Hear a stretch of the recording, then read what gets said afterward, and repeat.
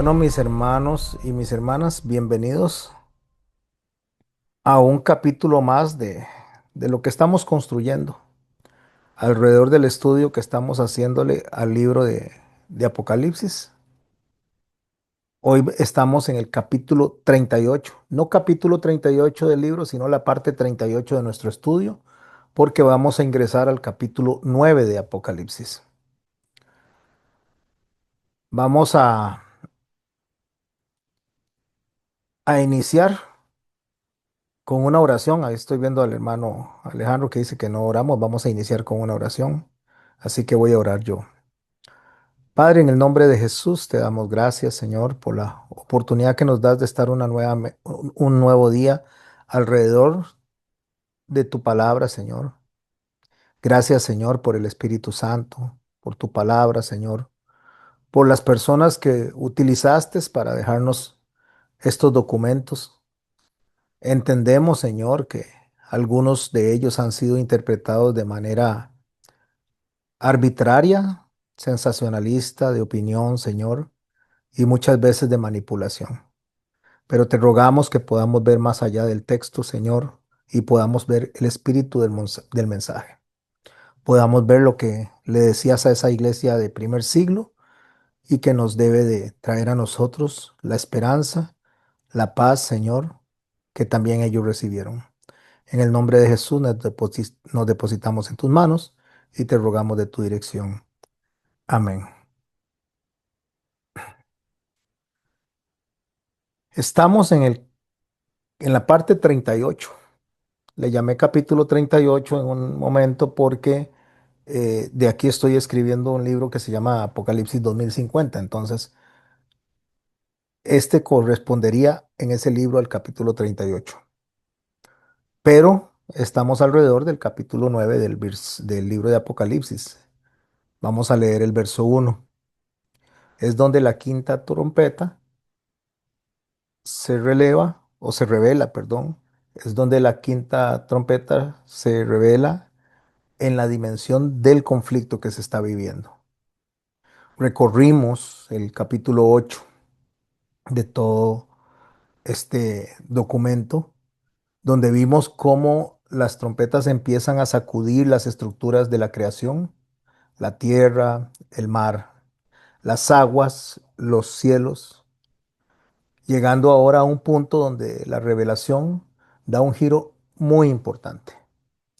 Hasta este momento, mis hermanos y mis hermanas, los juicios que hemos visto afectan principalmente el orden visible de la creación.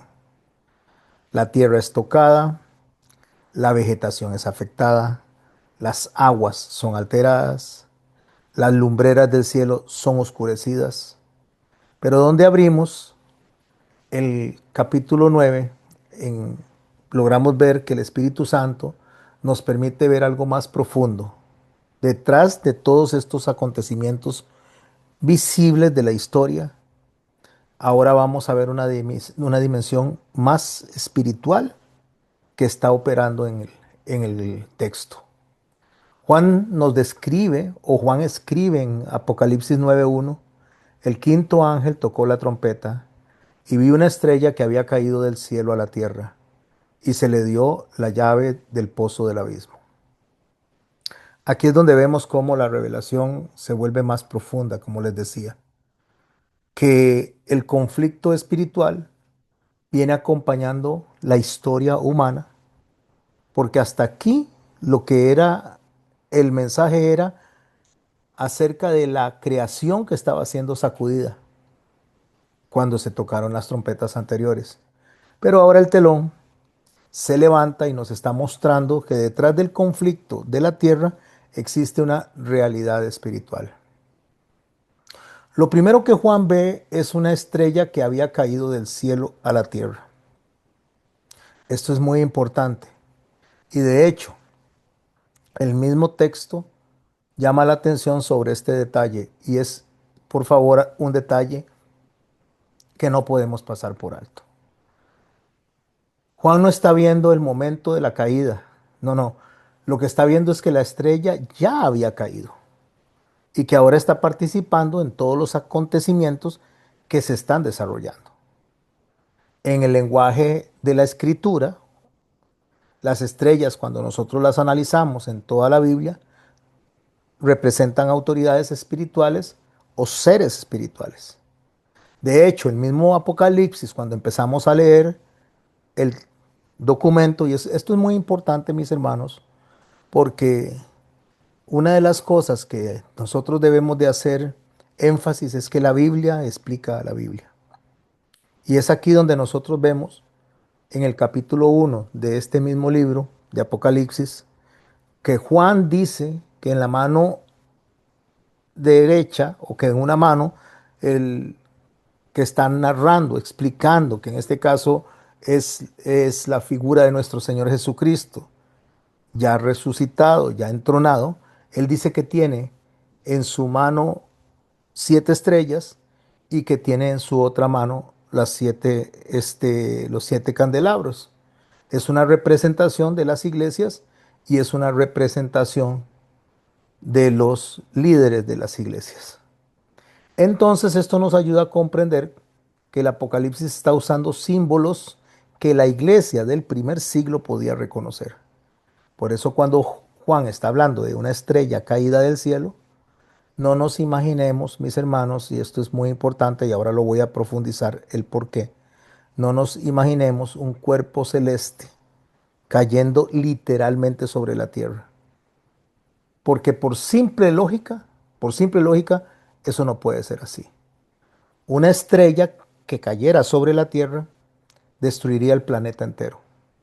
Entonces, cuando la gente escucha a algunos predicadores hablar de que ya está por caer una estrella sobre la Tierra, que se alinearon los planetas y que una de las estrellas va a caer y va a destruir la tercera parte del planeta, eso no es posible.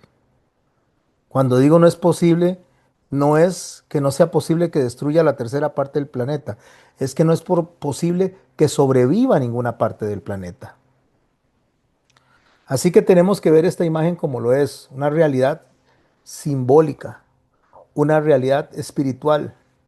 Dentro de la comprensión escatológica, o sea, dentro del estudio que la iglesia primitiva estaba haciendo, para efectos de ellos podían asociar esta estrella que ya había caído con la figura de Satanás. De hecho, Jesús mismo lo dijo en una ocasión. En Lucas capítulo 10, verso 18, el Señor Jesucristo dijo, yo veía a Satanás caer del cielo como un rayo. Sin embargo, más que detenernos a identificar nombres, lo importante que nosotros debemos de comprender es lo que el mismo texto nos está mostrando. Nos está mostrando la caída de una autoridad espiritual como lo era Satanás cuando formaba parte del coro celestial como uno de los querubines. Y que esta caída de el detractor lo que hace es iniciar una ópera dentro del escenario espiritual y dentro de la historia humana. Porque después de mencionar la estrella caída, Juan añade algo decisivo, y estoy hablando en la lectura que estamos haciendo de Apocalipsis capítulo 9, verso 1. Y se le dio la llave del pozo del abismo. Aquí aparece una de las palabras más importantes para entender esta sección del libro en el cual estamos estudiando hoy. Y la palabra es abismo. Pero antes de continuar con el desarrollo que estamos haciendo hoy, es necesario comprender lo que significa esta expresión en el lenguaje bíblico, el abismo. Porque la palabra abismo aparece varias veces en la escritura. Y siempre que usted la lee, está asociada a una profundidad espiritual donde las fuerzas de la oscuridad permanecen contenidas. No se trata de un lugar físico, sino de una dimensión espiritual. La primera vez que nosotros encontramos esta palabra abismo, la podemos ver en Génesis, en el capítulo 1, en el verso 2, donde dice, y la tierra estaba desordenada y vacía, y las tinieblas estaban sobre la faz del abismo. Ahí, en ese verso, el abismo describe una profundidad caótica. antes de que Dios ordene la creación. Con el paso de la revelación bíblica, este término abismo se comienza a asociar con las fuerzas espirituales, pero fuerzas espirituales contenidas, o sea, atrapadas. En el Nuevo Testamento, por ejemplo, hay un texto muy claro cuando Jesús libera al hombre poseído de los demonios, al Gadareno. Ahí los espíritus le suplican algo muy específico al Señor. Le rogaban que no los mandase al abismo. Lucas 8:31. Este pasaje revela que los demonios reconocen lo que es el abismo, como un lugar de confinamiento espiritual, un tipo de cárcel. Y más adelante, en Apocalipsis, vuelve a mencionar el abismo varias veces. En el capítulo 11, que dice que la bestia subió del abismo. En los capítulos 11:7, en el capítulo 17, donde aparece esa misma expresión, en el 17:8. Y también en el capítulo 20, donde se describe que Satanás es encerrado en el abismo por un tiempo determinado, ahí en los versos 1 al 3 del capítulo 20. Así que esto nos está mostrando a nosotros que el abismo está representando una dimensión espiritual donde las fuerzas del mal son contenidas bajo la autoridad de Dios. Y es aquí donde nosotros tenemos que tomar ese detalle teológico, que es fundamental para quien estudia el libro de Revelaciones. Primero, la estrella no tiene la llave por sí misma, porque dice que a la estrella se le dio la llave. ¿Qué significa esto? Esto significa que cuando las fuerzas de la oscuridad aparecen en la historia de la humanidad, estas no actúan fuera del control divino. Todo ocurre dentro de los límites que Dios establece. Nada, absolutamente nada, ocurre fuera del control de Dios. Este principio nosotros lo vemos repetidamente a lo largo del libro de Apocalipsis. Los jinetes, dice, cuando estamos hablando de los sellos, les fue dado poder. Las bestias se les permitió actuar por un cierto tiempo. Los juicios son concebidos dentro de los límites que Dios define. Entonces, mis hermanos y mis hermanas, esto significa que incluso las manifestaciones del caos en la historia permanecen dentro de la soberanía de Dios. Por eso, el libro del Apocalipsis nunca va a presentar un universo donde el mal está en competencia con Dios en igualdad de condiciones. Jamás. Yo no entiendo por qué muchas personas hablan de que hay una lucha entre el bien y el mal. No, porque cuando hay una lucha entre el bien y el mal, es como que si estuvieran en igualdad de condiciones, como si tuvieran el mismo poder, entonces están luchando a ver quién gana. El mal, mis hermanos, actúa, pero siempre lo va a hacer dentro de los límites que el plan divino establece. Por eso es que la llave del abismo le es entregado a esa estrella que ya había caído. ¿Qué significa eso? Significa que algo estaba contenido temporalmente y dentro del desarrollo de la historia que estamos leyendo en el libro del Apocalipsis, tiene que ser liberado. Entonces el libro nos está llevando a una comprensión de una realidad que muchas veces nosotros estamos olvidando. El conflicto, mis hermanos humanos, no es político solamente, no es social, no es económico, sino que es un problema de dimensión espiritual detrás de todos los acontecimientos de la historia. ¿Qué quiero decir con eso? Que la iglesia usualmente le da demasiado tributo a Satanás, le da demasiado tributo a las personas que hacen maldad, pero no entienden, los que hablan de esa manera, no entienden que todo lo que sucede, sucede porque Dios lo permite dentro de su soberanía. De ahí que los demonios que estaban en el Gadareno le tuvieron que pedir permiso a Jesús para poder meterse en el hato de cerdos.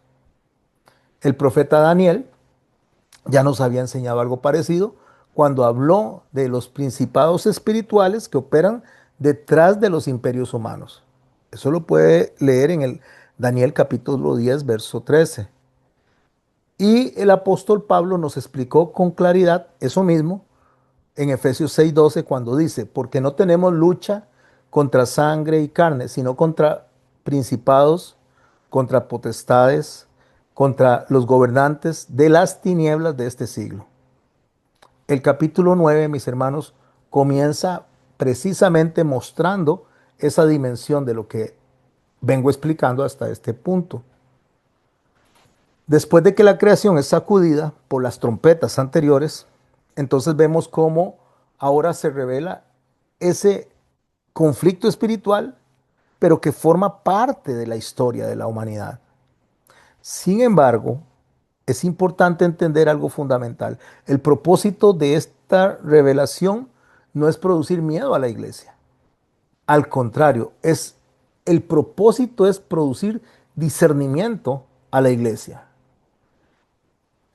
El libro de Apocalipsis no fue escrito, como lo hemos venido diciendo y lo hemos venido subrayando, no fue escrito para que los creyentes vivan obsesionados con los demonios, vivan obsesionados con los abismos o con las fuerzas oscuras. Y eso es lo que parece que hoy día le pasa a la iglesia. Están tan obsesionados en el anticristo, tan obsesionados en los demonios y en las cosas del mal, que olvidan realmente quién es el centro del libro y quién es el centro del Apocalipsis, que es Cristo. ¿Por qué? Porque este libro fue escrito para que la iglesia comprenda que incluso en el medio de los conflictos espirituales, no solo en los conflictos de la tierra, Cristo sigue gobernando la historia. Y que el Señor sostiene las estrellas en su mano, como lo acabamos de describir en Apocalipsis capítulo 1:16. Que Él es el que permite que cada uno de los acontecimientos se desarrollen dentro de su plan redentor. Entonces tenemos que tener presente y recordar algo esencial, que el Apocalipsis no es un libro de terror espiritual, es un libro de revelación sobre la autoridad de Jesucristo sobre toda la creación, visible e invisible.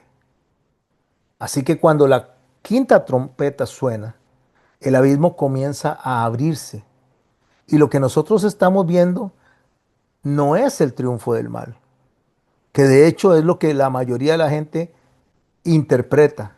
Nosotros lo que estamos viendo es el desarrollo de una historia donde Dios está permitiendo ciertas realidades espirituales para que se manifiesten y confronten el corazón del ser humano. Porque a lo largo de la escritura nosotros estamos viendo este mismo patrón. Cuando la humanidad se endurece de corazón, entonces Dios viene y permite aquello que está oculto que salga a la luz. Lo vimos en Egipto con las plagas. Lo vimos en los tiempos de los profetas.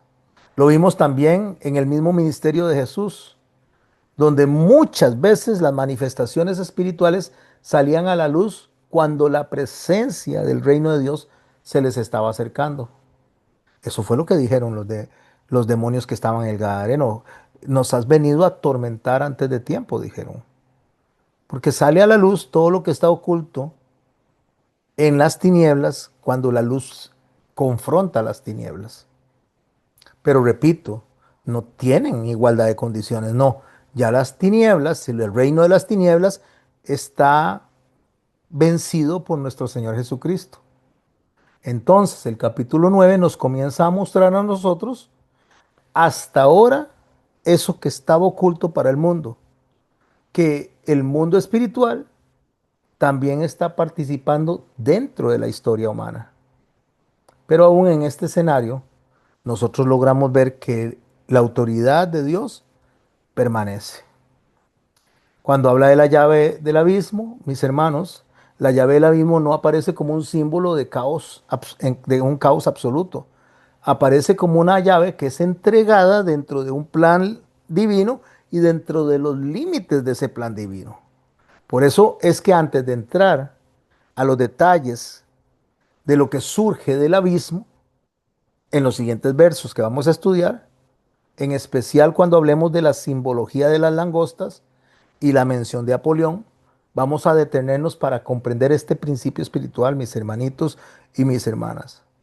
El Apocalipsis levanta un velo en la iglesia para que podamos observar, para que podamos entender que la historia que nosotros estamos observando no solamente se puede ver a través de los ojos, que detrás de lo que vemos en los imperios en crisis, que detrás de las guerras, que detrás de estas convulsiones sociales que podemos estar observando en los diferentes países, existe una dimensión espiritual que también está operando alrededor de lo que estamos viendo a través de nuestros ojos.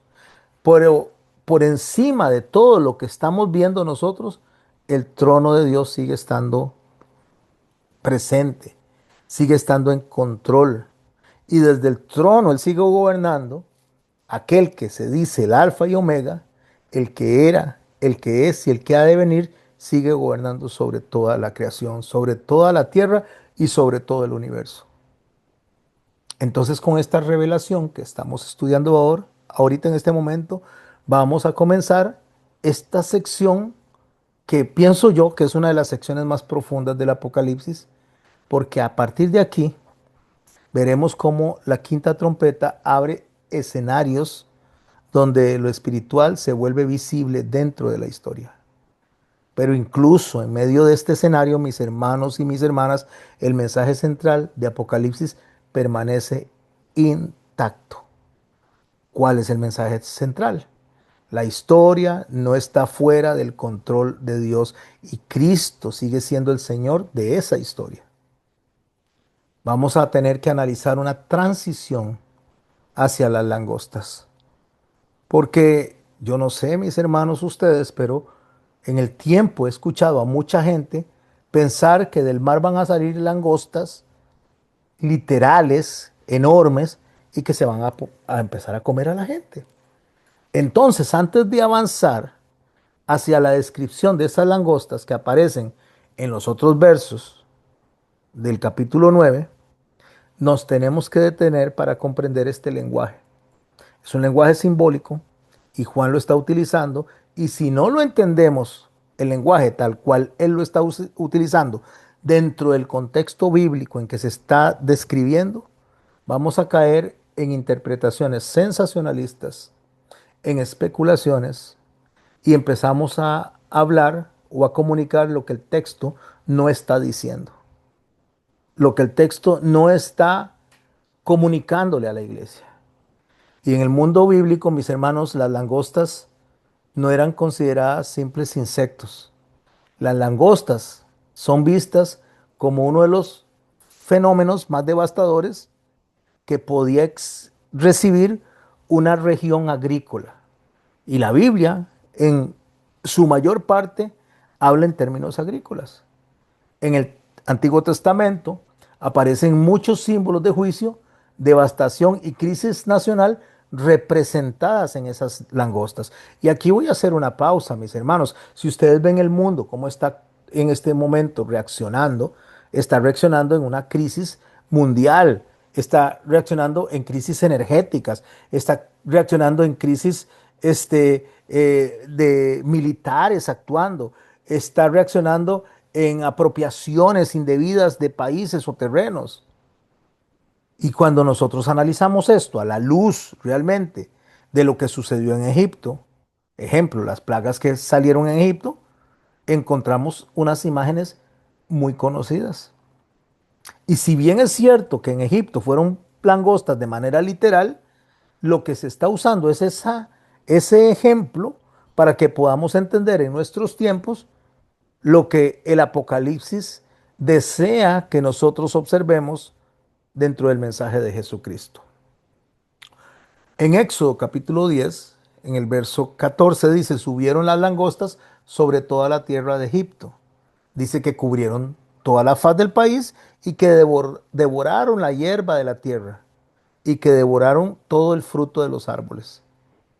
Así que para las personas que están leyendo este documento en la antigüedad, en la iglesia del primer siglo, cuando ellos leen una invasión de langostas, cuando ellos ven una invasión de langostas es equivalente a una catástrofe económica total que podía en cuestión de horas destruir todas las cosechas y dejar justamente a todo el pueblo, a toda una nación sin alimento. También las langostas son utilizadas como una figura profética para describir ejércitos o fuerzas devastadoras, y subraye esto, ejércitos, ejércitos y fuerzas devastadoras. Y fuerzas devastadoras, no solo ejército, sino lo que los ejércitos utilizan para barrer con otro país. Y ese ejemplo nosotros lo podemos encontrar en el libro de Joel, porque ahí Joel describe una invasión de langostas con un lenguaje que él mezcla lo natural con lo militar. Dice Joel en el capítulo 2 verso 4: como apariencia de caballos es su apariencia, y como gente de a caballo correrán. Joel lo que está describiendo es un avance de un ejército totalmente organizado. Por eso en el verso 7 de Joel 2 dice: como valientes correrán, marcharán cada uno por su camino. Este lenguaje es importante porque Juan está utilizando esas mismas imágenes, está utilizando ese mismo lenguaje en Apocalipsis 9. Por eso cuando llegamos a la descripción de las langostas, en el libro de Apocalipsis vamos a recordar lo que el lector del primer siglo estaba pensando cuando escuchaba una narrativa acerca de estos insectos. Ellos no se estaban imaginando unos insectos gigantes, unas langostas de tamaño de las casas, unas criaturas fantásticas. Eso no se lo estaban imaginando ellos, eso lo imaginamos nosotros. Ellos estaban reconociendo ese lenguaje profético que está contenido en todas las escrituras. Las langostas representan fuerzas devastadoras, ejércitos devastadores que Dios permite que aparezcan en la historia del mundo. Y así, mis hermanos, es como en el libro de Apocalipsis tenemos que leerlo. Las langostas del Antiguo Testamento destruían la vegetación. Las langostas de Apocalipsis reciben una orden diferente. El texto nos dice lo siguiente: no dañen la hierba ni los árboles, sino afecten a las personas que no tienen el sello de Dios. ¿Por qué está hablando de esta manera? Porque como lo venimos estudiando, el sello de Dios es cómo pienso. El que tiene el pensamiento de Cristo está sellado por el Espíritu Santo en la mente. El que tiene el pensamiento del enemigo está sellado por el enemigo, y es a los cuales el Señor Jesucristo le dijo que ustedes son hijos de la mentira. Cómo pienso es cómo estoy sellado, en la mente y en el corazón. Entonces, esto que se está describiendo alrededor del pensamiento, lo que Juan está hablando no es de un fenómeno natural, está describiendo un conflicto espiritual que está afectando la mente y el corazón, no solo de la iglesia, de toda la humanidad. Por eso el escenario cambia, y cambia completamente. Ya no estamos viendo solamente la creación que es sacudida por las trompetas, ahora estamos viendo la dimensión espiritual de ese sacudimiento. Y por eso más adelante vamos a ver a los que debían ser sellados, resguardados para llegar a la presencia de Dios, aunque tengan que pasar por la muerte. Y en medio de toda esta descripción que está haciéndonos Juan, aparece un nombre que vamos a analizar con cuidado después: Apolión, el llamado ángel del abismo. ¿Por qué? Porque antes de llegar a ese punto, tenemos que ver lo que el texto nos está mostrando primero cuando se abre el abismo. Y cómo lo que estamos viendo nosotros ya estaba contenido, solo que Dios deja que se manifieste. Al comprender este lenguaje que estamos estudiando nosotros el día de hoy, con discernimiento, sin interpretar las cosas de manera exagerada y manteniendo siempre el enfoque lingüístico del libro. Porque aunque Apocalipsis nos está mostrando fuerzas oscuras operando en el mundo, el mensaje sigue siendo el mismo, mis hermanos y mis hermanas. El mensaje no ha variado. Cristo continúa gobernando en la historia humana. Así que es realmente un conflicto espiritual que Dios está revelando. El capítulo 9 lo que está marcando es un cambio dentro del desarrollo de todo el toque de las trompetas. Claro, si yo me pongo a pensar, y es que esta trompeta significa esto y esta trompeta significa aquello, desde mi opinión humana, cuando no puedo observar realmente el mensaje concreto, donde las trompetas habían sacudido, las anteriores, la tierra, los árboles, el mar, las aguas, las lumbreras, y el mensaje era claro, lo que ustedes ven firme, esto es en las manos de Dios, es totalmente pasajero, está totalmente volátil. Y cuando yo llego y empiezo a ver las trompetas, no con ese sensacionalismo, sino que comienzo a ver lo profundo del mensaje, esta dimensión espiritual del conflicto que opera detrás de la historia humana empieza a cobrar una realidad. Y eso es lo que vamos a hacer en el estudio de este capítulo 9. Vamos a dividir este capítulo en movimientos, movimientos principales. Vamos a hablar de la apertura del abismo, que es lo que estamos estudiando hoy. Aquí es donde aparece esta estrella caída, que es el enemigo, que tiene una llave en la mano porque se le permitió operar. Y es el primer movimiento que podemos establecer dentro de este principio teológico fundamental, que incluso las fuerzas oscuras que podamos ver nosotros en toda la historia de la humanidad no puede actuar si Dios no lo permite. Por eso es que la estrella caída no tiene autoridad propia. Le fue dada una llave. Y es donde se presenta esa dimensión espiritual, donde las fuerzas de la oscuridad están contenidas hasta que Dios quiera que se manifiesten. Y eso nos conecta, perdón, a varios textos bíblicos. Génesis 1:2, por ejemplo, el abismo como profundidad caótica. En Lucas 8:31, cuando lo mencionamos, los demonios temen ser enviados al abismo y más bien piden ser enviados al hato de cerdos. O en capítulo 20 de Apocalipsis, cuando Satanás es encerrado dentro del abismo. Este primer movimiento lo que nos está reflejando a nosotros, mis hermanos y mis hermanas, es ese conflicto espiritual que no ocurre fuera del control divino. Después viene la aparición de las langostas, que ya las expliqué.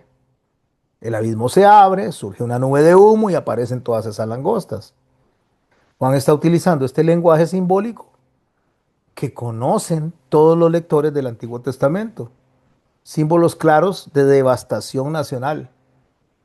Lo conocen porque lo leyeron en Éxodo y lo leyeron en Joel.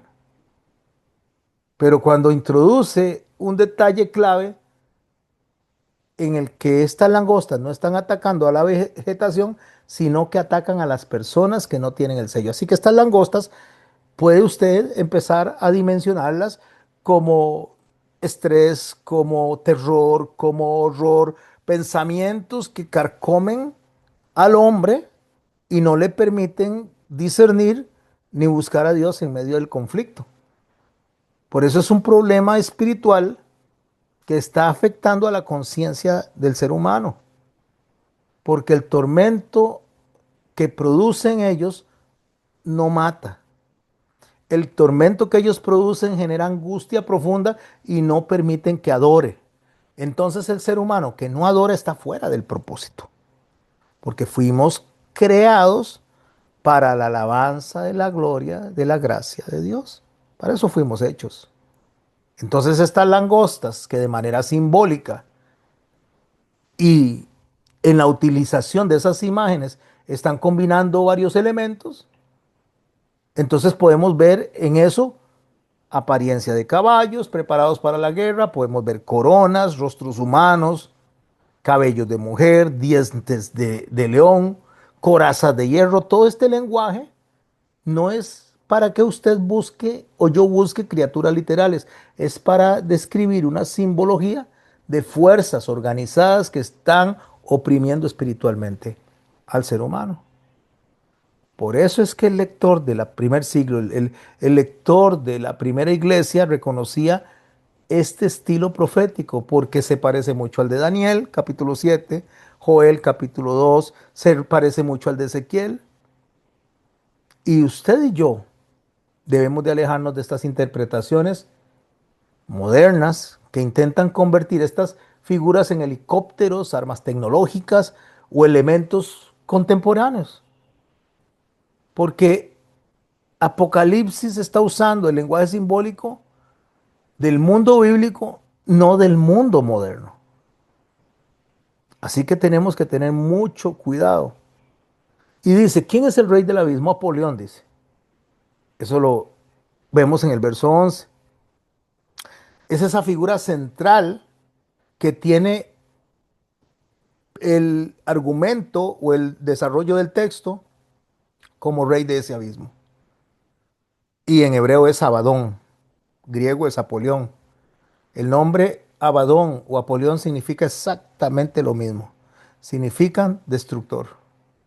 Así que lo que está mostrando es que las fuerzas espirituales que están representadas para la destrucción y para agobiar la mente humana tienen un solo jefe, el destructor.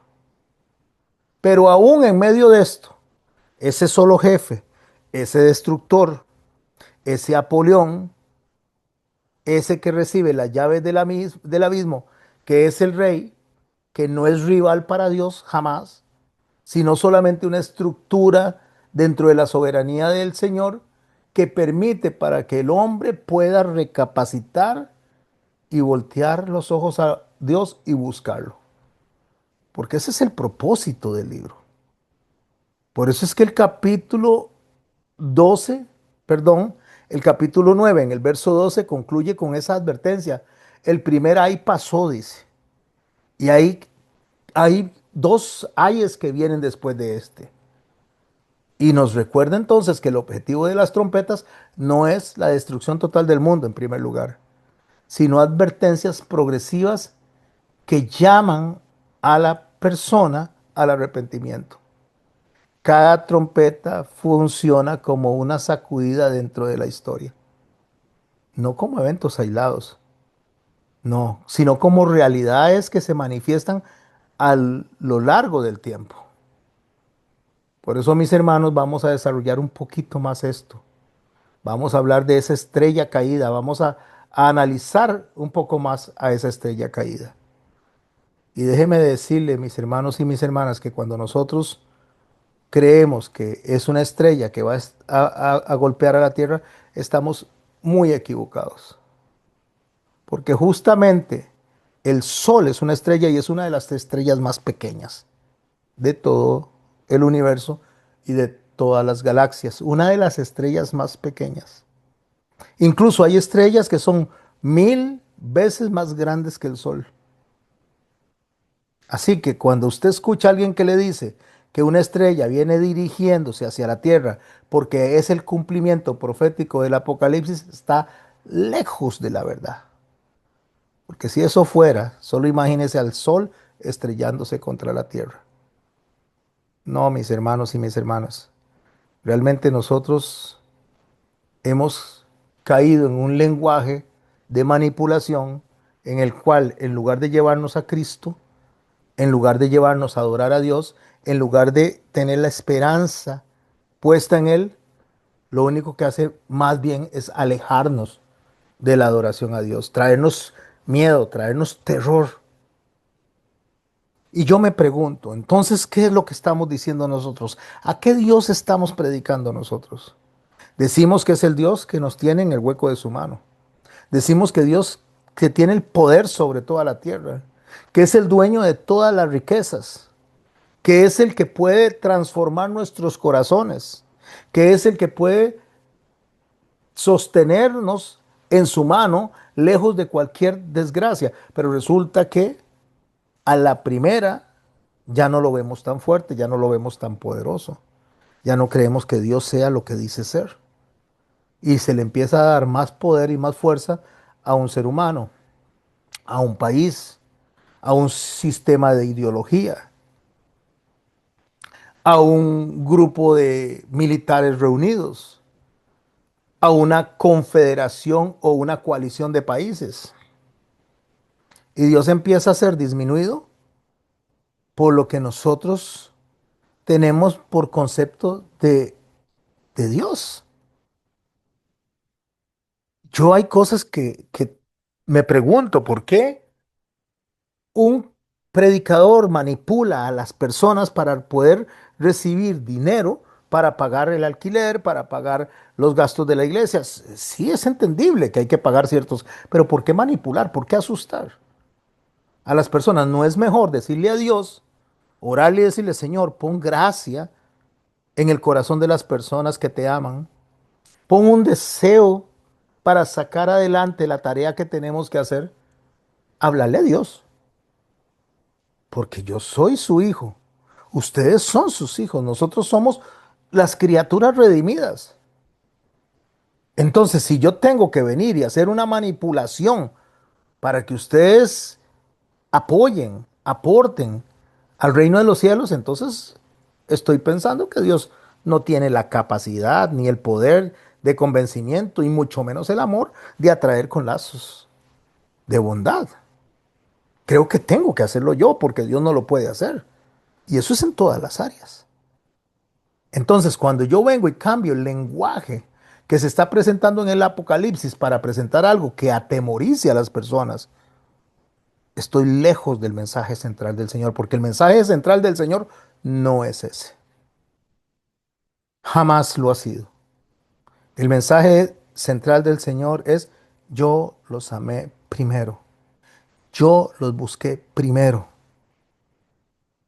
El mensaje central del Señor es: yo, Jehová, no cambio. Porque si no, si fuera así, ya los habría destruido. El mensaje central del Señor es: vengan a mí los que están cargados y cansados y yo los haré descansar. Y cuando un mensaje sale de un púlpito, sale de un estrado para aterrorizar sus corazones, este no es el mensaje del Señor. Ese no es el mensaje. Si el Señor hubiera querido hacer así, ni siquiera nos hubiera dejado un libro en el cual encontráramos esperanza, donde Él tiene el control absoluto de toda la creación, el control absoluto de cualquier persona, huésped, gobierno o autoridad que esté en contra de Él. Porque aún lo que está en contra de Él, Él lo puede usar para bien. Aún lo más terrible que le pasó al Señor Jesucristo, que fue ser puesto en una cruz que era destinada para criminales, para avergonzar a criminales, Él lo tomó como un símbolo de victoria. Porque lo peor de lo peor en las manos del Señor se vuelve lo mejor. Porque aún la muerte, si fuera que nos alcanza, en las manos del Señor es victoria. En las manos del Señor es vida. En las manos del Señor es pasar de esto en lo que estamos viviendo nosotros a un estado con Él que es maravilloso. Por eso Pablo dijo: para mí el vivir es Cristo y el morir es ganancia. Y si tuviera que escoger entre quedarme para servir y entre irme, pues escogería el irme. ¿Por qué? Porque no veía la muerte como algo negativo, no veía ni siquiera ninguno de los problemas que se le venían encima como algo negativo, lo veían como una oportunidad para poder acercarse a Dios y conocerlo. Así que mis hermanos y mis hermanas, el Apocalipsis, cuando empiezan a tocar las trompetas, cada trompeta que suena es una oportunidad.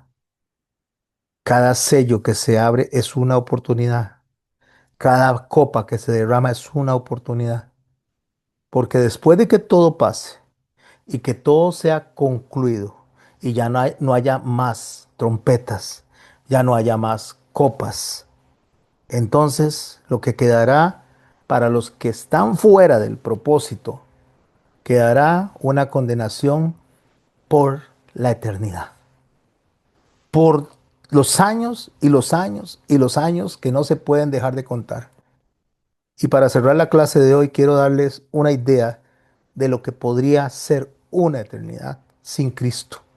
Una eternidad justamente alejados del único que nos puede traer a nosotros consuelo, esperanza, amor, favor. Y para tener una pizca, una mínima pizca de lo que eso significa, quiero contarles una figura que me ha gustado usar en el paso de los años. Imaginémonos que toda la tierra, absolutamente toda la tierra, está compuesta de arena. Y que envían un pajarito y que envían un colibrí que va a tomar en su pico un granito de arena y va a volar con ese granito de arena a 300.000 años luz hacia otro planeta. Y que va a durar esos 300.000 años luz en ir a dejar el granito. Y se va a regresar volando por otro granito. Y se va a llevar ese granito. Y se va a regresar por otro granito.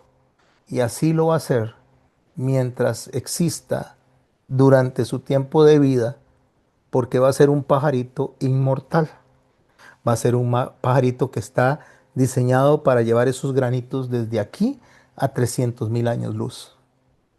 Y cuando el planeta completo de la Tierra se acabaron los granitos de arena y él regrese por el último granito, apenas está comenzando la eternidad. Espero que con esta figura podamos entender lo terrible que va a ser estar sin Cristo en la eternidad y lo maravilloso que va a ser estar con Cristo en la eternidad. Porque con esta pequeña figura, como la utiliza justamente Juan en el Apocalipsis, como utiliza Ezequiel, como utiliza Daniel, son formas, son lenguajes para tratar de llevarnos a nosotros a pensamientos que por nuestra naturaleza no entendemos. ¿Cómo van a entender, le dijo el Señor a Nicodemo, si les hablo de cosas de los cielos, si hablándoles de cosas de la tierra no las entienden? Porque si no entendemos ni siquiera nuestro entorno, ¿cómo vamos a entender lo que el Señor está plasmando en una dimensión que nosotros no tenemos ni idea? Entonces, ¿qué tenemos que entender? Lo que el Señor nos permitió entender. Y lo que el Señor nos permitió entender es básico. Lo redujo a dos mandamientos: amar a Dios por sobre todas las cosas, con toda nuestra mente, con todo nuestro corazón, con todas nuestras fuerzas, con todo nuestro cuerpo. Y ahí la palabra, que es el común denominador, es todo. Amar a Dios con todo. Y el segundo mandamiento, al prójimo como a nosotros mismos.